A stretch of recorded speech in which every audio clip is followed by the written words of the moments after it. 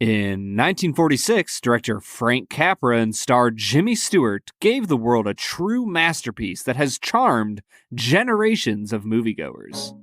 In 2020, we try a whiskey that is sure to warm the cockles. The film is It's a Wonderful Life. The whiskey is a Midwinter Night's Dram. And we'll review them both. This is the Film and Whiskey Podcast.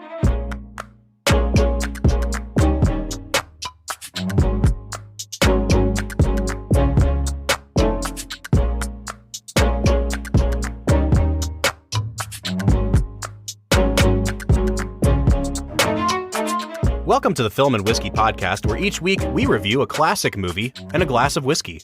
I'm Bob Book. I'm Brad G. And this week we are looking at the 1946 Christmas masterpiece, It's a Wonderful Life. Mary, I know what I'm going to do tomorrow and the next day and next year and the year after that. I'm shaking the dust of this crummy little town off my feet, and I'm going to see the world. Italy, Greece, the Parthenon, the Colosseum. Then I'm coming back here and go to college and see what they know. And then I'm going to build things. I'm going to build airfields. I'm going to build skyscrapers 100 stories high. I'm going to build bridges a mile long. Well, you going to throw a rock?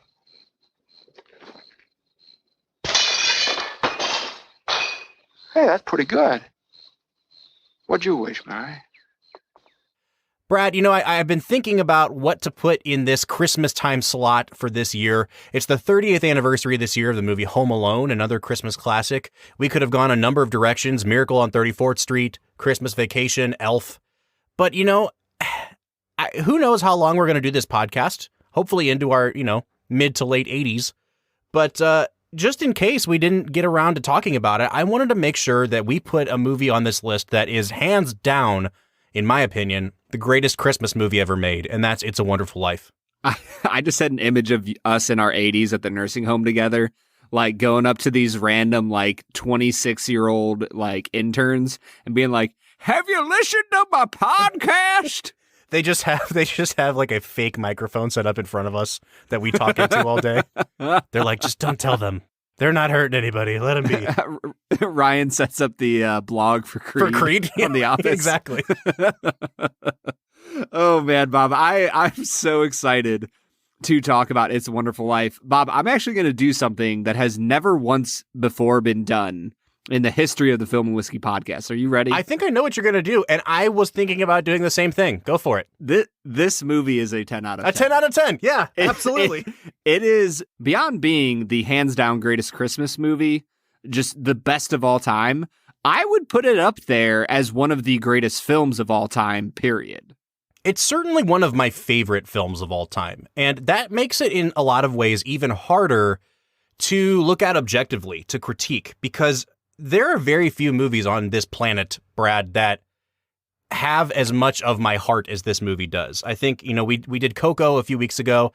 That one is kind of rapidly rising for me, but It's a Wonderful Life is one of those movies that just, it evokes such a deep, visceral reaction from me that, when someone tells me that, they don't like It's a Wonderful Life as much as A Christmas Story, I'm like, I will fight you. I will physically harm you for saying that. There's just something in me.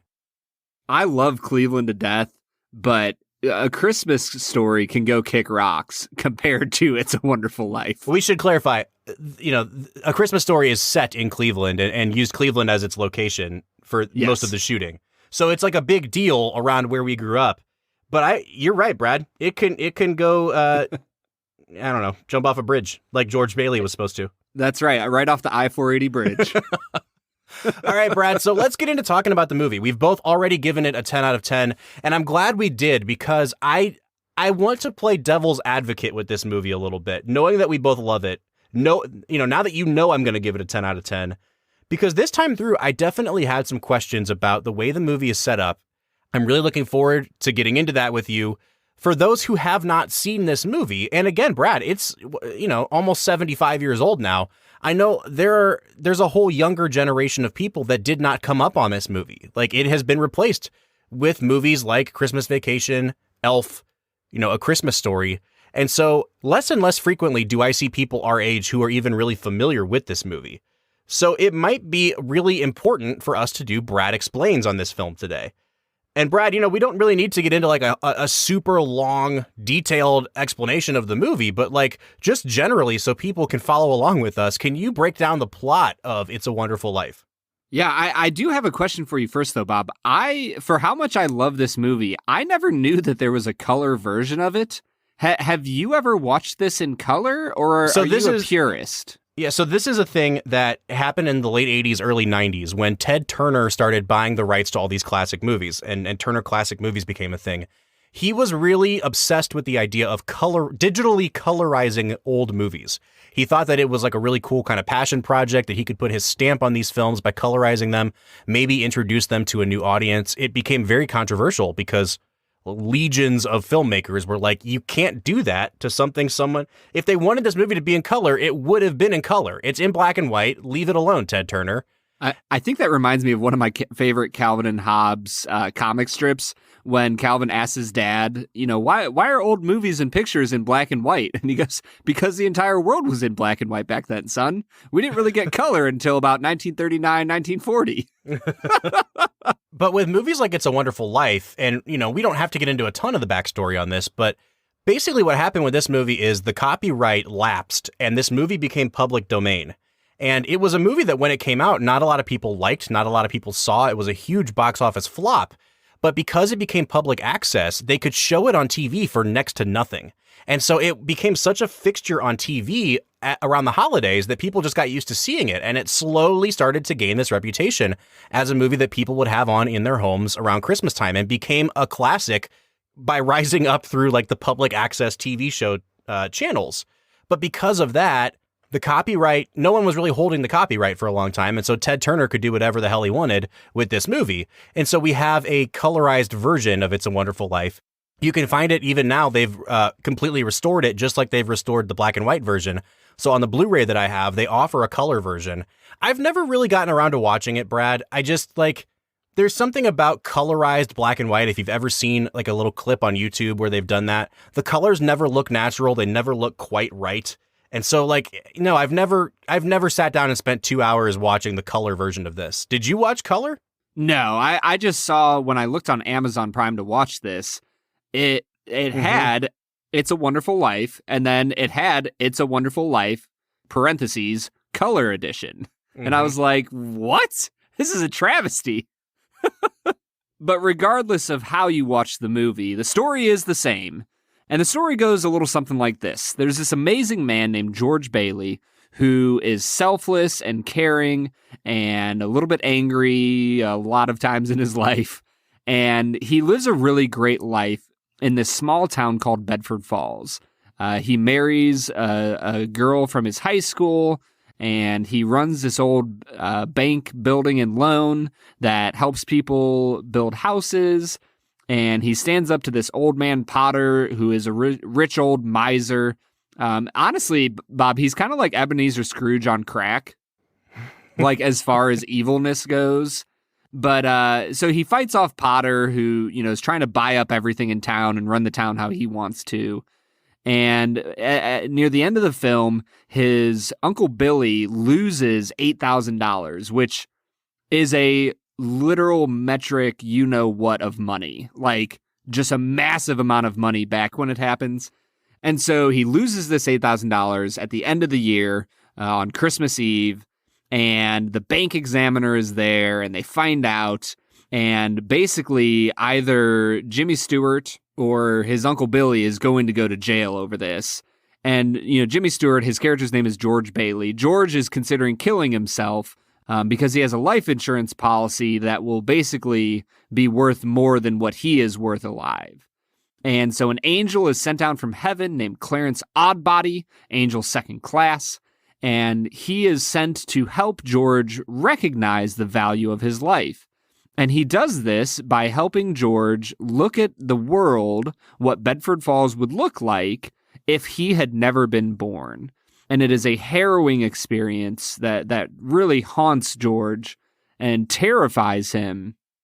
And he finally comes to his knees and he asks the Lord, just please give me back my old life. I just want to see my wife and kids and the town the way it used to be. and he returns to his home, and lo and behold, all of the hundreds of people that he has helped out and sacrificed for over the years come to his home and give them money of their free will to care for, to meet this $8,000 deficit so that he won't go to jail. And we learn the important life lesson that no man is a failure who has friends. And Bob, I just sob at the end of this movie every time I watch it. Brad, I'm going to be honest with you. There are some movies that, you know that I am a crier at movies. We have established this on the podcast before. There are some movies, crybaby. There are some movies that I have to like stifle my sobs because they can get so dramatic. If Coco is one of them, and then this would be one of the others. And it's the last, I'd say 5 full minutes of the movie, from the time that his wife, Mary, comes home. George has this experience with the angel Clarence where he's shown what his life would be like if he had never been born. And when he comes out of it and he runs back to his home and his wife comes in and says, like, it's a miracle. You're going to see they're coming now. Like, from the time she comes in and says that all the way through to the end credits, where these people that we've seen through this very slow, methodical kind of build of George Bailey's life coming back into his life to finally pay back in some way what he has invested into them with his life. I cry so hard at this movie, Brad. Dude, like a baby. Like every single time I hit the end of this film and they start singing Auld Lang Syne, and I just lose it. Like, first off, if we wanted to talk about Auld Lang Syne in movies, this is the top moment, hands down. Also, can we just say, Auld Lang Syne, incredibly underrated song. It should be more prominent in our lives than it is. It is just a beautiful, haunting, kind of melancholy, but still sentimental. It's the kind of song that's designed to make you weep.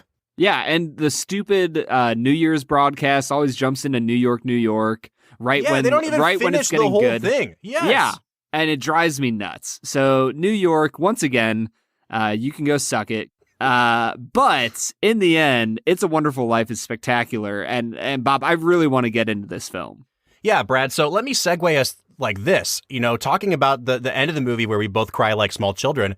There's also a scene at the very beginning of the movie that really gets me every time I watch it.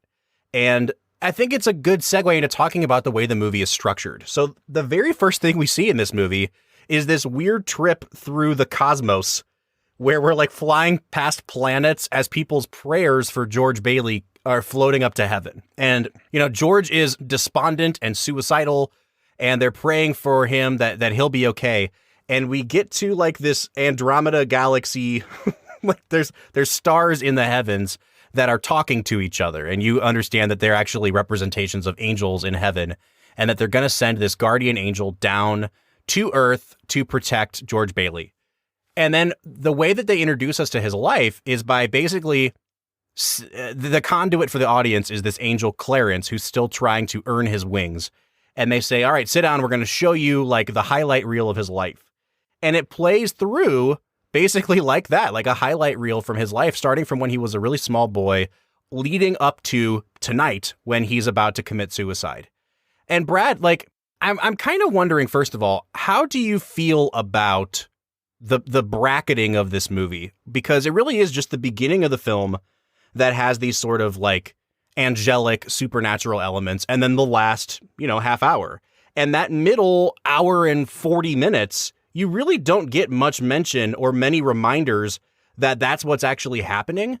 And I'm wondering, for you and I, we're both people of faith. Like, we believe in God. Obviously, I don't think that it's an accurate portrayal of what heaven is like or angels or any of that.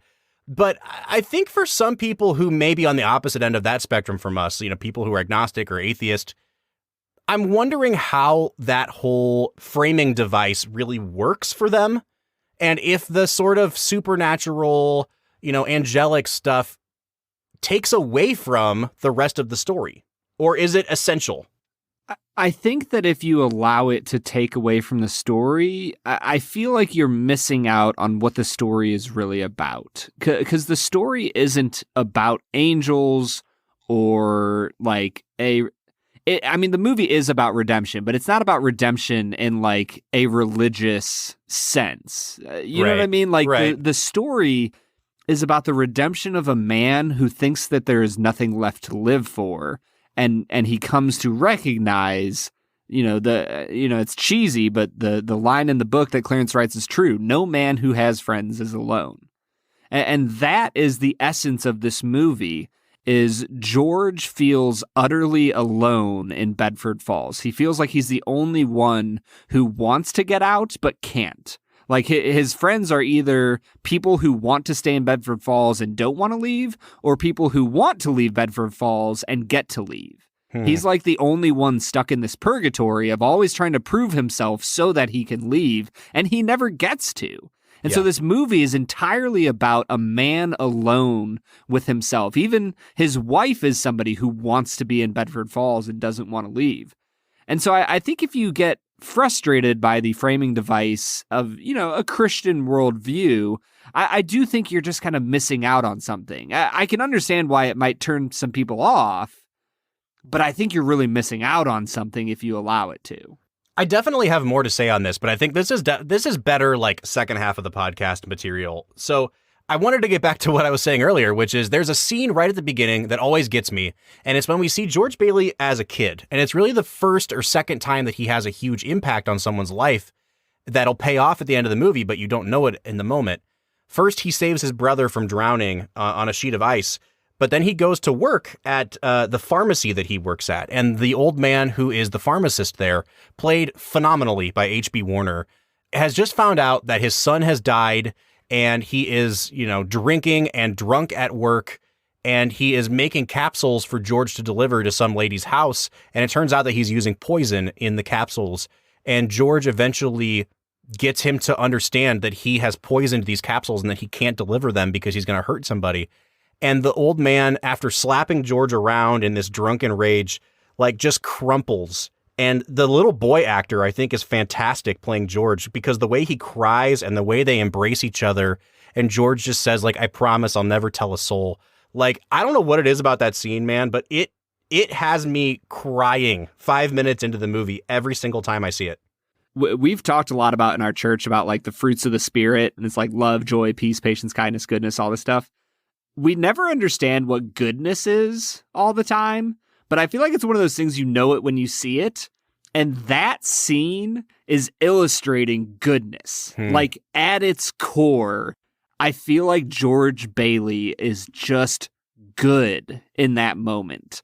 Like the fact that he's willing to second guess what, this druggist gave him, the fact that he reads the note and he doesn't like just go up straight up and be like, hey, like your son died. What happened there? But like he's gentle with Gower about it. Just everything about that scene is spectacular. And Bob, you're right. There's like 2 moments I cry in this movie. It's the end of the movie for like the last, like you said, about 5 minutes or so. And it's when he saves Mr. Gowers. Yeah. I don't know what it is, but I tear up at that scene every single time. Well, and then we get walked through George's life. He grows up, he's about to go off to college, and what happens is that his dad dies, and the board basically votes that the only way they'll keep the building and loan open is if George hangs around to run it. George is very afraid that this old man, Potter, who owns half the town and is always conniving, is going to basically take over the building and loan or shut it down so he has no competition and keep the citizens of Bedford Falls living in slums. And so he sacrifices going away to college to stay behind. 4 years later, he's supposed to go to college, and then his brother Harry gets married and gets a fantastic job elsewhere in the state. And so he can't take it over. George has to stay longer. George ends up getting married to a girl that has been the love of his life, or has loved him her whole life, named Mary, played by Donna Reed. And Brad, I mean, I know we're going out of sequence here. Just, I'm trying to go through the plot of the movie, but I have to stop here and say, how fantastic is Donna Reed in this movie? It's beyond belief, dude. She is, like, I don't know if there's a more perfect casting than Donna Reed as Mary in this movie. Well, and by all accounts, she was like a goody two-shoes in real life. Like, not, in a way that people hated her or anything, but she was just a very earnest, didn't get into trouble, wasn't doing illicit drugs, things like that kind of person. And I think that kind of wholesomeness really comes through in this role. And in a lot of ways, this role is kind of thankless because her entire job in this movie is just to prop up the character of George Bailey and remind him of what a great guy he is. And I still think that she kind of gives, what's the word? She imbues the part with so much heart. And you can see, like, in the way that she performs as a kind of facial actress, like the tics of her face and the way that she uses her eyes. And at the end of the movie, when she's in tears at these people pouring into their house, I really think that she takes a very thankless part and makes something great out of it. Well, I think you really see it in a few specific moments. When George comes to visit her after she's graduated from college and Sam Wainwright is calling, the anger that she shows when she shatters the record that's playing one of the worst songs ever created, known as Buffalo Gals. But that anger and frustration that kind of spills out in that moment is just perfect. I also love when they're in the alternate universe where George hasn't been born, and he chases her down the street and she runs into this bar and like faints. I think it's so different than what she is the rest of the movie that it stands out for me as like a key part of her performance. But Bob, you're right. Donna Reed is just phenomenal in this movie. If we are going to pick some nits though, Brad, I got to say, so the last, 25 minutes of this movie are basically a dream sequence. Not really, but like it's presented that way. It's an alternate reality that Clarence the Angel takes George into. And so he runs into people in the street that he knows from his real life, but because they never knew George, he sees, the effect he had by not being there. And everyone's living a very different life. And his wife, Mary, is an old maid who works at the library. And if there's something that doesn't hold up in 2020, yeah, first of all, let's just be honest. She's a very beautiful woman, incredibly intelligent. She had, Sam Wainwright supposedly wanting to get with her, even though we saw that he was with somebody else and just kind of leading her on. But you can't tell me that there was not one suitor out there for old Mary Hatch. I don't understand. Like, what? Did we have to make her an old maid? Like, it just struck me as really offensive. Yeah, there are certain parts of this movie that I will 100% admit are just like a little bit over the top. And like sometimes it's the like tertiary characters that don't matter at all that like are just hamming it up on screen because they know it's their one line they will ever get in any movie ever. And then in other times it's just the story itself. And this is a perfect spot where you're like, really? Like, it's just not very believable that she would end up as an old maid. Right. But Brad, before we go to our break, we do have some kind of technical things to talk about. I think we should talk about Jimmy Stewart's performance in this movie, and then maybe a couple secondary characters like Thomas Mitchell as Uncle Billy or Lionel Barrymore as Mr. Potter. So let's just start with the big one here, Brad. What do you think of Jimmy Stewart in this movie? Bob, I think every time I watch this movie, I just get more and more impressed by Jimmy Stewart.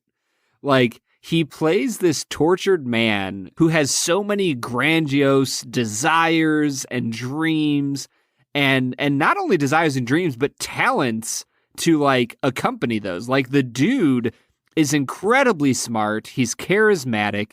Like, he's got the brains and the ability to make something of himself in the world, to blow Sam Wainwright out of the water. And yet, because of how good he is, how willing he is to sacrifice of himself for others, he is this tragic, almost like Shakespearean hero, where he's continually sacrificing of himself. And if this was a Shakespearean novel, then he would, probably have committed suicide at the end, and that would have been it. However, we had Frank Capra at the helm, and you get this beautiful story of redemption that really turns his character around. Like, I think that if you don't have the ending sequence where he's kissing the knob on his banister and putting it back on, and he's hugging his wife and kids, and if you don't have all of that, then it makes all of the anger, all of the despair that he shows throughout the movie a little more nihilistic, I guess. Mm-hmm. Mm-hmm. And I just think that Stewart captures this tortured man perfectly. I do think that Jimmy Stewart is kind of at his most Jimmy Stewart in this movie. Like if you've ever heard someone do an impression of James Stewart, you've got the concept, well. But it's also him doing like the stopping and starting of his sentences and repeating and stuttering and you're gonna have a baby, like, you know what I mean, like stuff like that. He does that a ton in this movie, and yet at the same time, I think Frank Capra really gives him a lot of freedom in the performance here. There's a lot of scenes where I kind of found myself wondering, like, I wonder if Frank Capra just kind of gave them a few lines to go off of and let the cameras roll. Because it seems like some scenes go on a little long and the actors are really just kind of playing off each other. I've always wondered, like, how much of this was scripted, how much of it was just a little bit of ad lib and improv. And I think it really comes to bear fruit later in the movie when you get to that kind of fantasy dream sequence, because Capra gives Jimmy Stewart like the best, biggest close-ups that he ever had in his whole life, in his whole career. When he runs away from his mother's house, finding out that it was a boarding house, and he like comes right into frame, and it's this like shocked, terrified, horrific looking close-up. Jimmy Stewart is able to like command a shot on his face that's that close and really sell you on it without it seeming over the top, without it seeming cheesy. I really do think this is a tour de force performance. Yeah, I mean, having seen Mr. Smith Goes to Washington and Rear Window and some of his other movies, I think Jimmy Stewart might be the greatest movie star of all time. Like, it's got to be hard to top him. I mean, like, honestly. He has so many just spectacular performances, but this one, I think on a nostalgic level and just on a technical level, it might be my favorite of his performances. Because he is so nuanced in his ability to be caring and loving and self-sacrificial, but also angry and frustrated and self-doubting, that you really get this inner conflict that is laid bare on his face, the way he carries his body, his shoulders, the tone of his voice. I just am so impressed with Stewart in this movie. So really quick, Brad, I think Thomas Mitchell's fantastic. You know, we first brought him up when we did, I think, Mr. Smith first and then Gone with the Wind. He was in both of those movies. Yep. He's a great character actor. I love him in everything he does. And I think, once again, the character of Uncle Billy is a very broadly written, somewhat comedic, over-the-top character. And he still has those little moments right at the end of the movie where if you don't have an actor as good as Thomas Mitchell, he can't sell the emotion of those final moments. But he still does. And that's, I think, where this movie succeeds is that from top to bottom, even some of the bit players in this movie, they're just really good actors and they know how to sell what they're supposed to do and still give it just that extra little bit of heart that this movie needs to succeed. Because at the end of the day, this is a really kind of preposterous sounding plot for a movie. An angel from heaven like comes down and shows a man who's going to kill himself what happens if he's not alive. It's the kind of movie that could really go off the rails in the hands of a worse director and with worse actors. And I think that the acting especially helps sell the movie. Well, and beyond that, I will say one of my favorite moments with Thomas Mitchell is when he tells George, was your wedding beautiful? I really wish I had been there. Yeah. I don't know what it is about that line, but it gets me every time.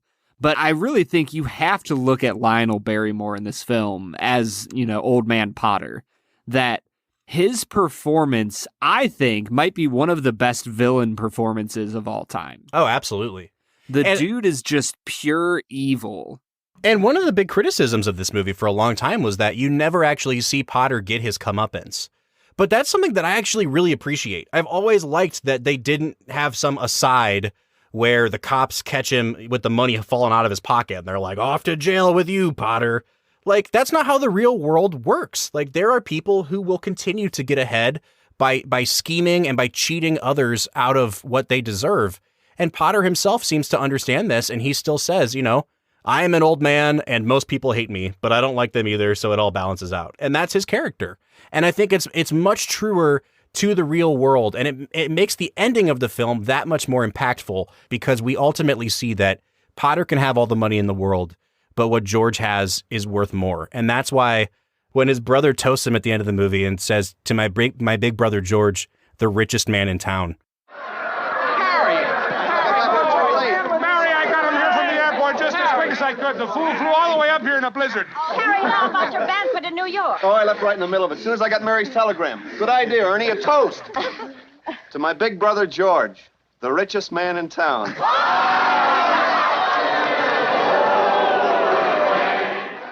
Dude. That's the line that gets me, man, because it means so much. Well, and that is the comeuppance for Potter. Like, the fact that Potter is the monetarily richest man in town. However, George Bailey, in what really matters in this world, is the richest man in town. You know, I mean, it comes back to that old line that, like, you're not going to be laying on your deathbed thinking about the money you could have made or spent. Like, you're going to be thinking about family and friends and the important moments of your life. Mm-hmm. And George isn't going to have to worry about that, but Potter is. Absolutely. And I will say, just to illustrate how rich Potter is, I always do this every year because I always forget the numbers. But when you look at the inflation calculator for when I just did this. When he offers Potter a job, the $40 a week would translate to roughly about $38,000 to $40,000 a year. The money that he offers him, $20,000 a year, is like $375,000 a year, Bob. Yeah. Well, that was like earlier when you were saying that they'd lost $8,000. In $1946, $8,000 is the equivalent of $106 grand today. So yeah, it was a big deal. Yeah, and so it's little things like that unfortunately, it's just reality that if you make a movie in 1940s and you talk about money back then, it doesn't have the same impact with people in 2020. And so I think it's important that you as a listener of our podcast knows that he would have gone from making $40 grand a year to $375,000 a year. That is the level of cigar dropping that happened in that scene.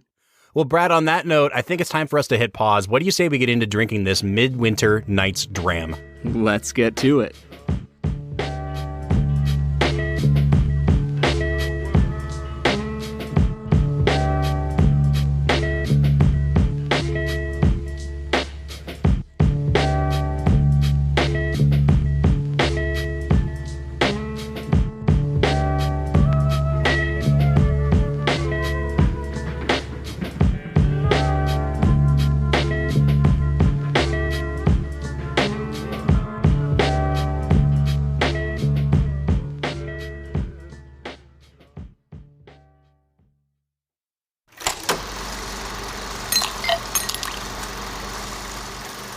All right, so today we are checking out a whiskey with one of my favorite names on the market, Brad. From High West Distillery, we just had High West last week with their Yippee-Ki-Yay.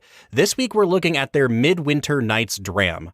Obviously a riff on the Shakespeare play, A Midsummer Night's Dream. They really lean into that with this, Brad. This is a whiskey that's technically a limited release, but they make multiple releases of it a year. So think, in the same vein as like a Booker's, where you get 2020-01, 2020-02. What they do with these is each year that they produce it, they give it an act number, and then each batch is given a scene number. And so we're actually drinking Act 6, Scene 6 for a Midwinter Night's Dram. This specific bottle was released almost 2 years ago now, and it was given to us by our friends Bourbon and Stuff. We cannot say, again, enough thank yous to them for providing us with so much whiskey this season. Brad, I've seen this on the shelf. I have been wanting to try this for such a long time. It is on the pricier end of things. So I'm incredibly excited to get into it because it's very sought after. Have you heard of this brand before, Brad?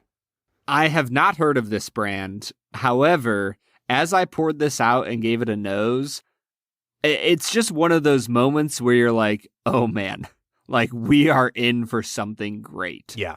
You know what I mean? Last week we had the Yippee-Ki-Yay. Very similarly to that, High West, the company that makes this, is known for their blending, and this comes from their Rendezvous Rye blend, which is then finished in port barrels. So we have another finished whiskey again this week. Brad, I cannot wait to get into trying this. If they do anything similar to what they did last week with the Yippee-Ki-Yay, I think we're going to like this a lot. This bad boy clocks in at 98.6 proof. So not super high proof. It is no age stated. Brad, what are you picking up on the nose of this? Bob, as I nose into this whiskey, I feel like I'm getting a little bit of nuttiness, almost like a walnut type of savoriness. And then I'm getting some like dried cherries or raisins or some sort of dried fruit nose that is just spectacular. Like this nose is warm, it's friendly, it draws you in, and there's a lot of complexity to it that I'm just blown away by.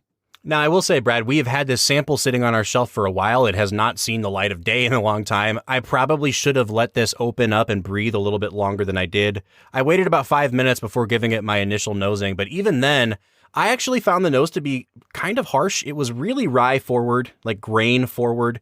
It had a lot of kind of grassy notes to it. And I got like some rubbing alcohol on this. It was really, really alcohol forward for me. After another 5 minutes or so, I felt like all of those things really died down, but nothing else really came up for me. I didn't get those really great fruit notes that you're talking about. It just kind of seemed like a more muted version of what I already smelled. And that was just basically a very grain and grassy rye whiskey. Bob, I have a feeling we're going to be way off on this because I really, really liked this nose a lot. I'm surprised to hear that you're not enjoying it that much. I'm going to give it a 9 out of 10 on the nose. Wow. I really am impressed. So we might be very different on our nose. I think you'll like where I'm going with the taste, Brad, but for the nose, I'm only going to give it a 6 out of 10. And that does take us into the taste. And Brad, I really love the flavor of this whiskey. It is definitely a rye whiskey.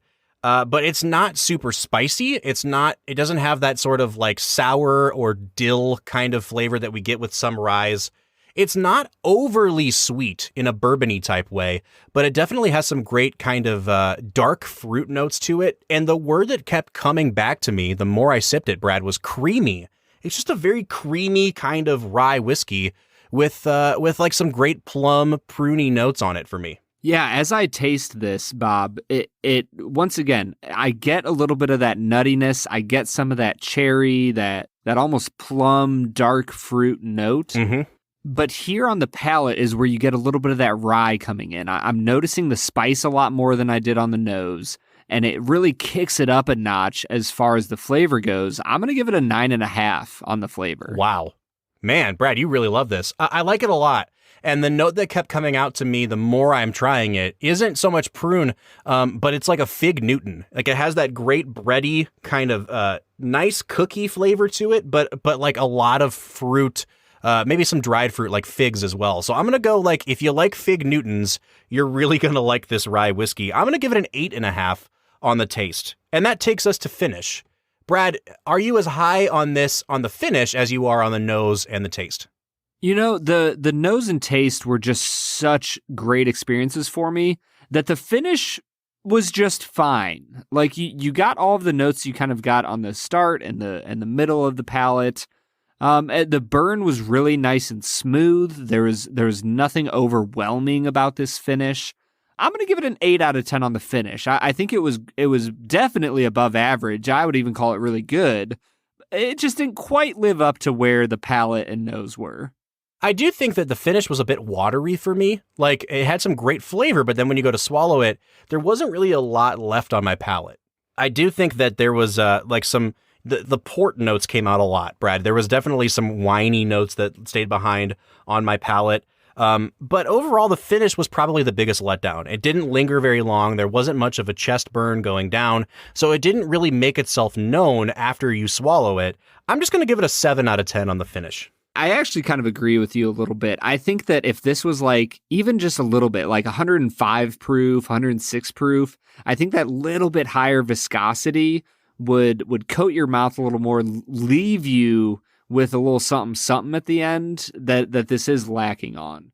But when I come to balance, I think that this is a very complex whiskey. Not like the most complex that we've ever had, but it's got enough crazy stuff going on that I think it really balances it well together into an extremely palatable whiskey. I'm going to give it a 8.5 out of 10 on balance. Yeah, Brad, I'm going to give it an 8 on balance. Like I said, the nose was harsher than the taste or the finish. And then the finish was milder than the nose or the taste. So it definitely started out really harsh and got more mild as it went. So it's not a perfect balance, but I think if you asked me, would I rather have it that way or the opposite, I'd rather it finish smooth, and that's what it does. So I'm going to give it an 8 out of 10 on balance. And that takes us to overall value. This is where things get really interesting, Brad, because just like with the Yippee-Ki-Yay, this is a very pricey bottle of whiskey. And I will say, I did some research on this particular batch, the Act 6, Scene 6, and it seems to be one of the lower rated ones among people who have tried multiple batches of Midwinter Night's Dram. And I kind of hope that that's the case, because I liked this a lot, Brad, but it didn't wow me and it didn't like knock my socks off. And the price point on this is $99.95 in the state of Ohio. It sells for even more outside of price controlled states. So if I'm going to pay $100 or more for a bottle of whiskey, I really want to know that what's in the bottle is consistent and is really, really good. And I'll say this, if this is the worst it gets, then it's a really good whiskey. And I think that you can safely pick a bottle of this up and know that it's going to be good. The question is the worst expression of this worth $100? And for me, I'm just not sure it is. Brad, it sounds like you are in a really good spot with your score. What are you feeling about the value right now? I feel like the triple digits is a lot of money for a whiskey. Mm-hmm. Like anytime you're spending $100 on a fifth, it better be knocking your socks off. And while I would say that this is coming close to that, it's not quite there at a $99 price range. I think maybe if this was like, I don't know, $55 to $70, I'd be like, this is a phenomenal value. So I don't know, maybe it should be priced like $70 to $80, and I'd be like, yeah, that's fine. As it is, I'm going to give it a 6.5 on value. I think it's still really good. I think it's still worth trying. And, if you have about 5 or 6 friends who want to go in on it, buy a bottle. It'd be worth, drinking around a fire with some friends. But $100 is pretty steep. Yeah, I'm in a very similar spot that you are, Brad. And I'm kind of breaking my rule here to give it a 7 out of 10, which is what I'm going to give it. Because we usually say we can only evaluate what we have in the glass in front of us. And what we have just happens to be one of the lowest rated versions of this. And so I'm just trusting everybody else that they're right when they say that it only goes up from here. And that's kind of why I am giving it a 7. Because if we were only judging it on the merits of this glass, I'd probably give it a lower score. But I'm going to go ahead and give it a 7 out of 10 on value. And Brad, what is that bringing you out to? I'm at a 41.5 out of 50. I'm at a 37.5 out of 50, so that's putting us at a 39.5. We are almost there at that 40 mark for this, which is really where we mark high-quality whiskeys. I think this is very, very good. I do wish we would have been able to try one of those kind of mind-blowing expressions that I see people talking about from time to time on the Midwinter Night's Dram. But still, overall, a really good whiskey. Yeah, honestly, Bob, I think 39.5 is like a perfect spot for this whiskey. It is on the edge of an upper echelon, just great whiskey. Not quite there, but really, really great. All right, Brad, so we're carrying some positive energy back into our conversation about one of our favorite films, It's a Wonderful Life. So what do you say we get back to talking about it? Let's get to it.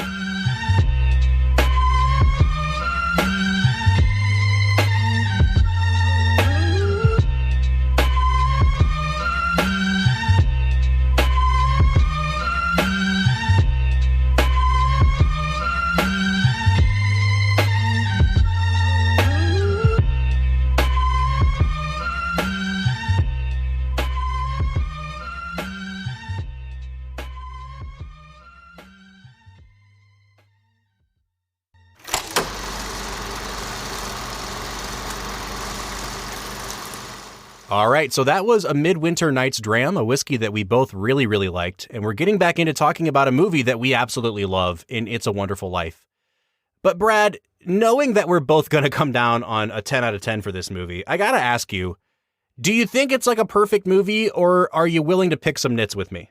Oh, no, dude. There's a few parts of this movie. I think that We said earlier that all of the main actors in this movie, and I'd include like Uncle Billy in that, anybody that you might recognize the name of, I think is just knocks it out of the park, does a phenomenal job. However, some of the other actors and actresses in this movie were not so great. And there's a few specific moments, but like when the one high schooler comes up to Alfalfa and offers him the key to open up the gym floor, that is like some of the worst acting I've seen in my life. It's just plain old bad. And there's a few other moments like this throughout the movie where I'm like, man, Capra, like, couldn't you have directed them just a tiny bit better to like ham it up a little bit less? I don't know. Did that bother you at all, Bob? Yeah, I mean, I think that that's kind of one of the hallmarks of Frank Capra, though. Like, his movies were known by their critics as Capricorn. Like, they were called corny even back in the day. And he really does lean into, like, the sentimental. And because of that, he also leans into some, like, really over-the-top, almost slapsticky kind of performances when he wants people to be funny. And that was the same thing we saw in Mr. Smith Goes to Washington. And, Brad, if I can kind of steer into my nitpick with the movie, I don't even know if it's a nitpick as much as I want to get your opinion on it.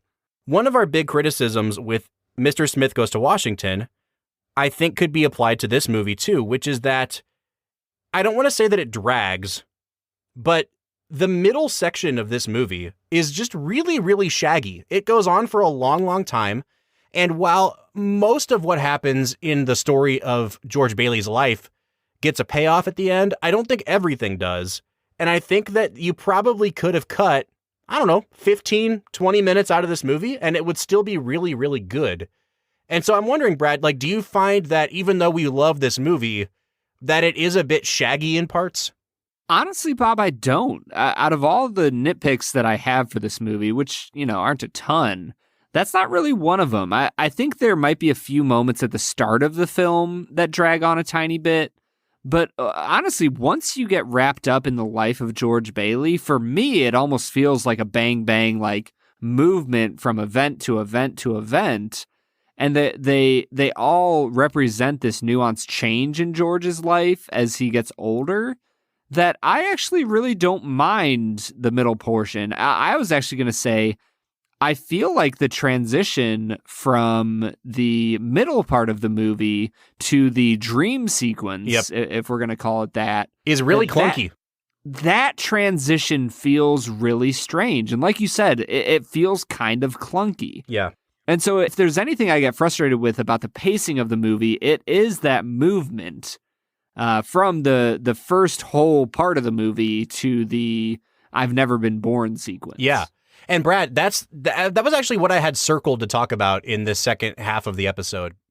And I don't want to suggest that I want to change this whole movie, because I don't. I think that the version of this movie that we got is the best possible version of this movie that we could have had. However, like, this was the first time watching this movie that I asked myself, like, just to entertain the idea, would this movie have been better without the angel stuff? Yeah. Because I really do think that it's almost like you have two separate movies. You have the very beginning about the angels and the very end about the angel and the supernatural stuff. And then you have like a whole self-contained movie in the middle of those two things that I think plays really, really well as a very human drama. And you really feel the emotion of George Bailey and the despair. And then it kind of takes this really sharp turn into like the score doing Twinkle, Twinkle, Little Star and this, pudgy little old man saying stuff about being an angel. To save me. Well, I did, didn't I? You didn't go through with it, did you? Go through with what? Suicide. Oh, it's against the law to commit suicide around here. Yeah, it's against the law where I come from, too. Oh, where do you come from? Heaven?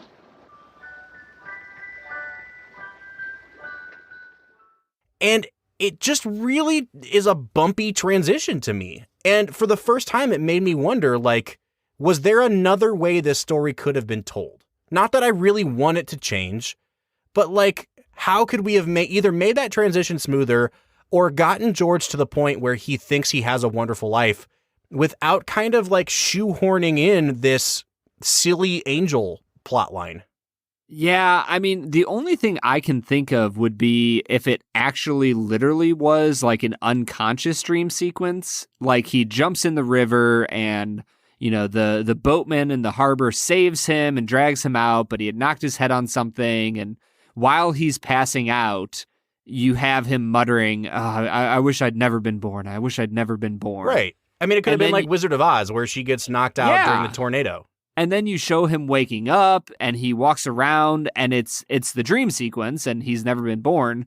And then lo and behold, he wakes up for real and is, he was dreaming and now he has an appreciation for his world. I think you could have done all of that. The problem then is how do you start the movie without a narrator then? Yeah. Yeah, that's true. And so again, like, does that mean that this is like a fundamental flaw? When it can't be solved, do you just have to kind of throw your hands up and admit there's something about the way this movie's told that no matter how you tell it, there's going to be a bump in the road? Yeah, because it is such a strange concept to literally go about and see your world as if, you were never born. And like, I think about other movies, like I think about 17 again with Zac Efron. Mm-hmm. And like, he is able to look at his current world from the lens of a 17-year-old who they don't know, is their dad or husband. And so that's kind of a similar thing. But once again, like it's not. There's just something that's a little bit harsh about the transition to Clarence. And like, I don't know, there's this seriousness with the movie of like, I'm about to kill myself.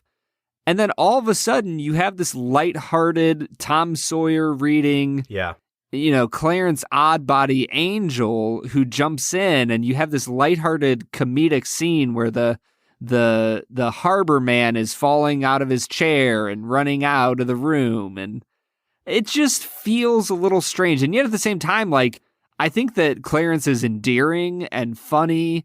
And the way he orders a drink, the flaming run punch, and then he goes, "Oh, Joseph, don't worry, I wasn't going to drink it anyways." Like, there's something just so funny and endearing about Clarence that I can't imagine this movie without him, Mm-hmm. even though I'm right there with you in saying that it's not the smoothest move in the book by Capra. Yeah, for sure.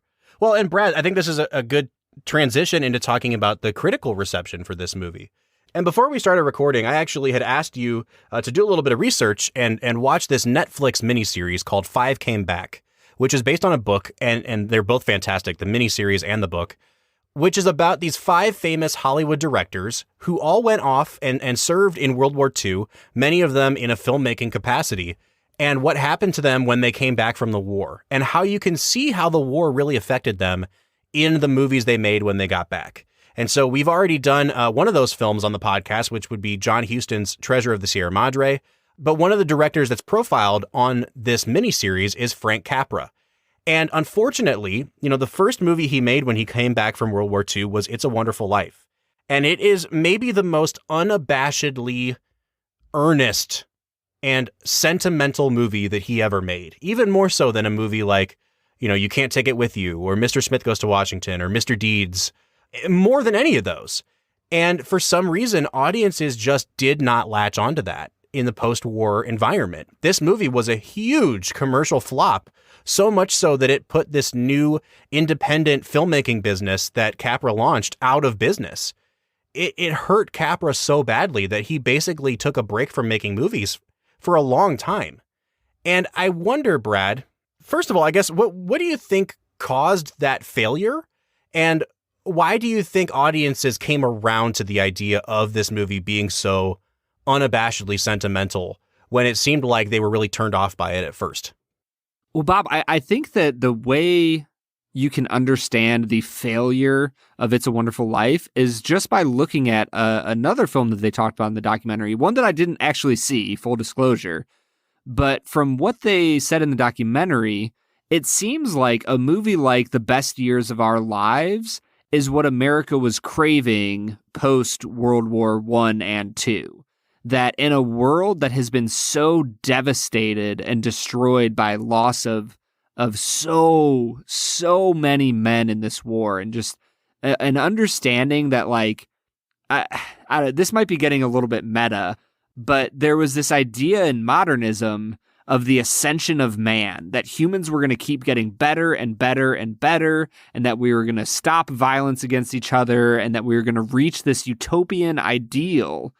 And World War I and II, World War II especially, were just these stark, like, grounding of reality of, no, humans are not good. We're not getting better. The only thing we're getting better at is killing each other. And so when you have a movie like It's a Wonderful Life that is ultimately sentimental and redemptive, I just don't know if the American public was ready for such a story of redemption after witnessing one of the most horrific events in human history. Mm-hmm. So why do you think audiences came around to it then? Like, what is it, just like that it's such a good movie, or what? I think it's partially because of what you said earlier, that it was just readily available as a, public domain property. But I think in the end, it's just a great movie with great acting. I think it's great writing. There's a few rough spots here and there, but when you watch this movie, Bob, I just love this movie. Yeah, I do too. And also, I also think that it's kind of that sense of annualism about it, that you see it every year, year in and year out. And, everybody has their Christmas movies that they watch every year, and not everybody watches the same movies. I watch White Christmas every year.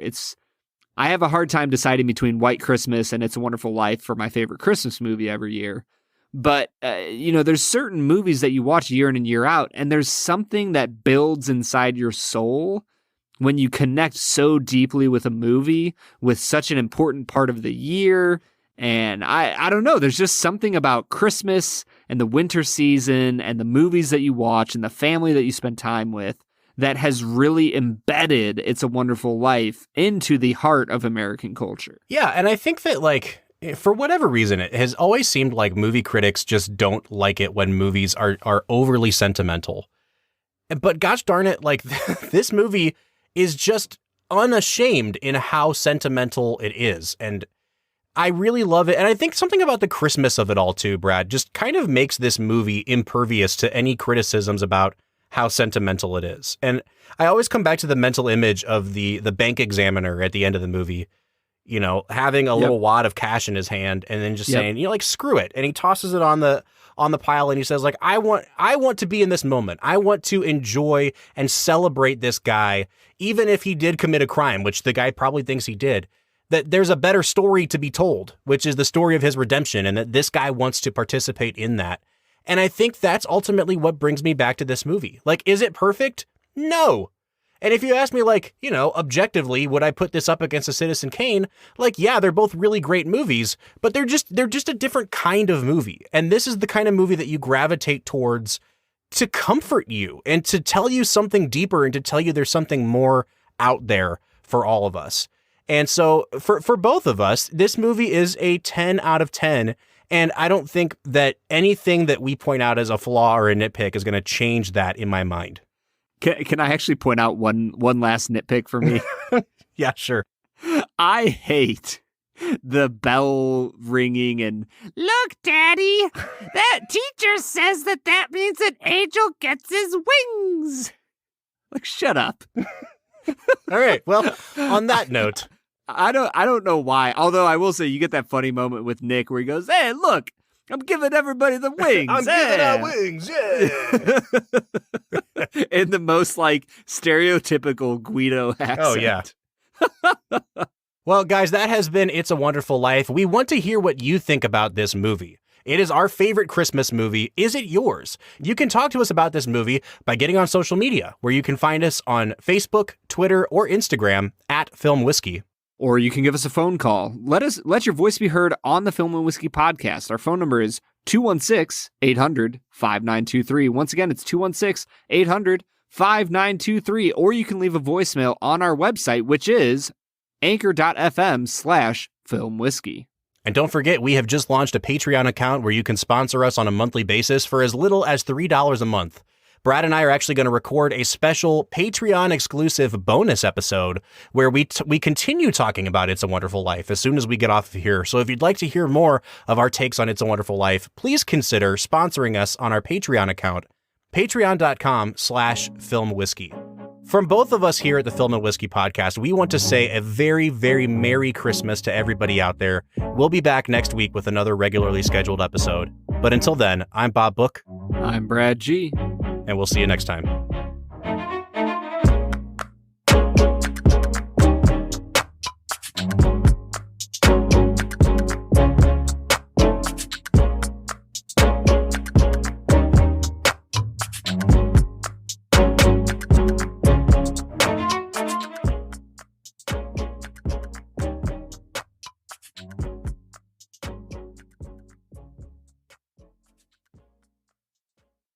Film and Whiskey is produced, engineered, and edited by Bob Book and Brad G. And it's made possible from support from listeners like you. If you'd like to support the show, you can donate directly to us at our Anchor page, anchor.fm/filmwhiskey, where you can support the show for as little as $1 a month. Or if you'd like some perks, donate to our Patreon page. You can find us on patreon.com/filmwhiskey, where for as little as $3 a month, you'll receive benefits like membership to an exclusive Discord chat room, extended cuts of each episode, and early access to every Film and Whiskey episode. We want to say thank you again to our Patreon supporters, especially those sponsoring us at our highest viscosity level, and that includes our friends Corey Easterday, James Talbert, Austin Dupree, and Aperture Flash. We'll see you next week.